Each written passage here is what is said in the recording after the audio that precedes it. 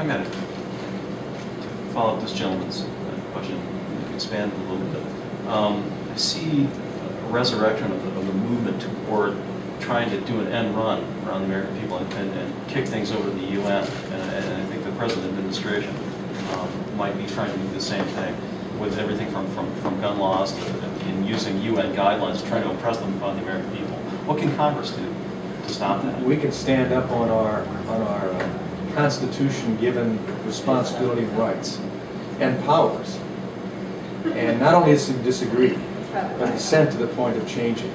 For instance, there's only one court that we are required in Congress to establish, and that's the Supreme Court. And the Constitution says in certain cases inferior federal courts can be established by Congress.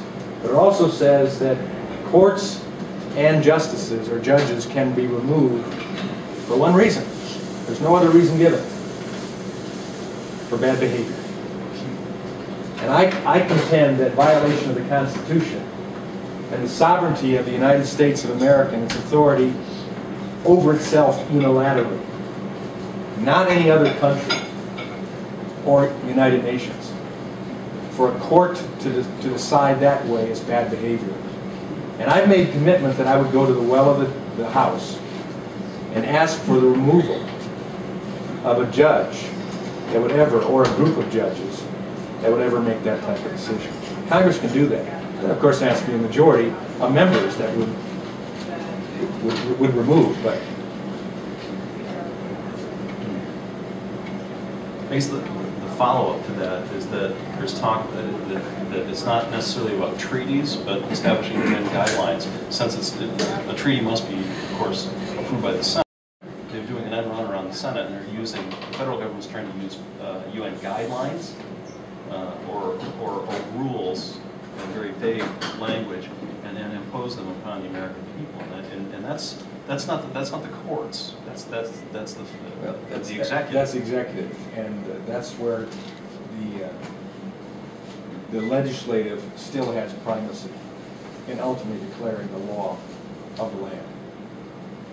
And if we don't send it to the president, and we don't approve of what he's done, if he does an executive order, we can change that. But again, it takes majority. And that's a scary position we have right now. But no Congress is bound, ultimately, by the laws passed by prior Congresses. Forever. We can change those. We can also rescind executive orders.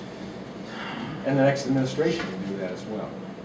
So when you talk about the scary issues of Sharia law being established as a separate court system, Congress is not bound to allow that if they will stand on their hind legs and do it and have the backing of the American public.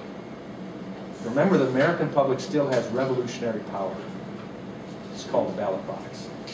And I think you're going to see the start of it this next election. And it must never end.